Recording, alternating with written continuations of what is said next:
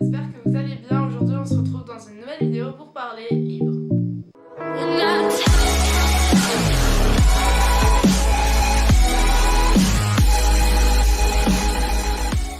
Donc aujourd'hui on se retrouve pour parler livres, plus précisément chronique livresque. Oui, encore, mais ces temps-ci je lis pas mal. Et aujourd'hui du coup on va faire la chronique du tome 2 de After, qui est juste ici.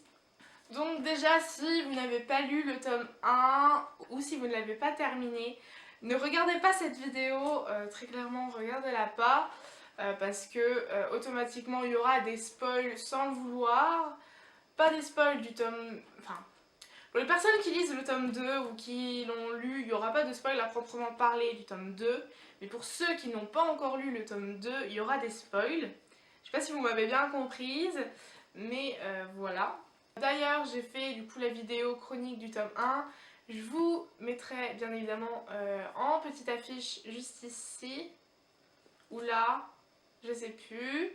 Bref, dans le petit, quelque part là, la chronique du tome 1 d'After, pour ceux que ça intéresse. Et donc, comme d'habitude dans les chroniques, je vais vous lire le résumé pour remettre sur le droit chemin. Du coup, eh ben, on commence. Après un début tumultueux, la relation de Tessa et Ardyn semblait s'arranger, jusqu'au moment où Tessa découvre les secrets du passé d'Ardyn qui la bouleversent. Elle savait qu'il pouvait être cruel, mais à ce point. Est-il vraiment l'homme dont elle est tombée éperdument amoureuse ou ment-il depuis le début? Ce n'est pas si facile. Le souvenir de leur nuit passionnée trouble son jugement. Tessa n'est pas sûre de supporter une autre promesse non tenue, mais elle a besoin de lui pour avancer. Ardyn sait qu'il a fait une erreur, peut-être la plus grande de sa vie, et qu'il peut perdre Tessa. Il sait aussi qu'il faut parfois se méfier de ses amis. Il veut se battre pour elle, mais pourra-t-il changer par amour? Voilà. Voilà. Ce résumé est tout aussi exceptionnel que le résumé du premier tome. Ça me donne toujours envie de lire le roman. Du coup, je me munis dans mon carnet de lecture. Vous commencez à le connaître, celui-ci. Voilà, sur Insta, je mets pas mal de photos maintenant. Le titre, After, tome 2, évidemment. La phrase d'accroche, avant, il n'avait rien à perdre. Phrase tout aussi belle que pour le premier tome. Je saurais pas expliquer pourquoi je l'aime, mais je l'aime. Voilà, c'est comme ça. L'auteur, Anatode, toujours. L'éditeur, le livre de poche ou Hugo Roman, ça dépend dans l'édition que vous prenez, si vous prenez en poche ou en grand format. Le nombre de pages pour le tome 2, il y a 857 pages. Je vous mettrai également le nombre de pages pour le grand format. Là maintenant, je sais pas. Mais je vous mettrai tout ça. Je l'ai lu en version française, mais je compte bien l'acheter en version anglaise également. Voilà, cette série, je vais l'acheter en anglais, c'est certain. Et je vais également me les procurer en grand format en français, c'est certain aussi. Donc voilà. Ensuite, le genre, comme le premier tome, c'est de la romance et du nu adulte. Voilà, ça change pas. Ensuite, ma note globale, c'est 5 sur 5. Comme pour le premier tome, si je pouvais mettre plus, je mettrais plus, évidemment. J'adore cette saga, je suis totalement accro, je suis amoureuse de ces romans. Donc automatiquement, si je pouvais mettre plus, je mettrais plus. Ensuite, les notes détaillées. Donc, pour les personnages, bien évidemment, je laisse mon 5 sur 5. Comme pour le premier tome. Voilà, j'adore Tessa, j'adore Ardyn, j'adore pratiquement tout le monde. Pratiquement. C'est ce mot-là qu'il faut retenir, pratiquement. Pour l'écriture, je laisse toujours 5 sur 5. Voilà, l'écriture est toujours aussi fluide. Même si c'est un gros pavé, je l'aime toujours autant et c'est pas ça qui va me dégoûter de la lecture, encore moins sachant que j'adore, donc voilà. La couverture, c'est la même que le premier tome, sauf que là c'est la couleur qui change. Le premier tome était plutôt rouge rosé, celui-ci est plus dans les tons de bleu turquoise. Du coup j'aime beaucoup et je laisse mon 5 sur 5. Et enfin pour la romance qui est à l'intérieur du roman, je laisse mon 5 sur 5 parce que voilà, c'est toujours aussi sublime, c'est toujours une histoire d'amour qui est toujours magnifique et qui est vraiment très très belle. Du coup, voilà. Du coup, maintenant, on va parler un petit peu plus du roman. Pas forcément du contenu parce que j'essaye de pas trop spoiler dans mes chroniques. Du coup, ce roman-là, vous le voyez, il est juste énorme, c'est un gros pavé. C'est le plus gros tome de la saga, il me semble. Il me semble que c'est celui-ci vraiment le plus gros. Donc voilà, vous voyez que comme le premier tome, il y a beaucoup d'étiquettes, mais vous avez pas vu le troisième encore. Vous n'avez pas vu le troisième tome, hein. Mais vous le verrez bientôt, vous inquiétez pas.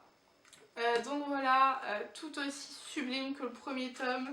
Donc pareil, donc les tomes coûtent 7,90 €. Voilà, peu importe la grosseur, peu importe la taille, ils coûtent 7,90 €. Voilà, donc dans celui-ci, il y a beaucoup de trucs qui se passent. Mais vous verrez que pour ma chronique du tome 3 qui arrivera peu de temps après celle-ci, comment vous dire que là, à mon avis, je vais tout simplement pleurer, je sais pas en fait. Mais dans le tome 3 est beaucoup plus intense que le tome 2. J'ai l'impression que ça va aller de plus en plus en intensité. Comment vous dire qu'à la fin, si ça continue comme ça, je vais faire des crises d'angoisse, je pense. Peut-être pas des crises d'angoisse, mais je pense que je vais pleurer toutes les larmes de mon corps si ça continue à être en intensité. Du coup, dans les trucs que j'ai pas aimé dans ce roman, comme pour le premier tome, il n'y a rien que je n'ai pas aimé, il n'y a rien que j'ai retrouvé à redire. Malgré la grosseur du roman, il n'y a rien du tout que j'ai à redire dessus. Et j'ai totalement adoré, voilà, comme pour le premier. Ensuite, dans ce que j'ai aimé, c'est le fait aussi qu'on voit que Hardin commence à changer grâce à Tessa. On voit vraiment qu'il commence à changer, qu'il commence à faire des efforts, à essayer tout ça. Même si c'est compliqué et qu'il n'y arrive pas toujours, hein, voilà.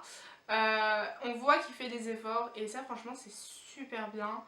Et on voit que c'est compliqué quand même et on sait que c'est compliqué pour lui. Donc ça franchement j'ai pas mal aimé, j'ai bien aimé franchement. C'est plutôt cool et voilà. Après, ce que j'ai aimé aussi encore autour d'Hardin, du personnage d'Hardin, c'est le fait qu'il se dévoile un peu plus, qu'on en apprend un peu plus sur lui, qu'il arrive enfin à dire des trucs sans que Tessa le pousse en fait à le dire. Il arrive vraiment à s'ouvrir un petit peu plus à elle et ça franchement j'ai adoré. Pareil, ce que j'ai aimé c'est que on rencontre enfin la mère d'Hardin, n'est-ce pas? Voilà, notre petite Trish adorée. On la rencontre enfin, elle est trop choupinou, elle est super sympa. Et on voit qu'elle adore Tessa et qu'elle s'attendait pas à ce que Tessa soit comme ça justement. Et c'est ça que j'ai vraiment adoré, c'est que sa mère avait un préjugé et au final elle se rend compte que Tessa c'est pratiquement l'opposé de son fils. Elle est douce, elle est généreuse, elle est innocente aussi. Et c'est ça aussi que je trouve qui est super bien dans ce roman, c'est que ça montre vraiment que les opposés s'attirent. Et que voilà, et franchement c'est trop chou. J'ai vraiment aimé ce moment-là. C'était vraiment trop mignon et tout. Et puis pareil, à un moment, il y a Hardin, on voit qu'il s'ouvre vraiment, même à sa mère, on voit qu'il s'ouvre et ça nous enlève un poids, hein, ça nous enlève vraiment un poids et on est tellement heureux à ce moment-là. Oui, je parle dans le vent, c'est... voilà.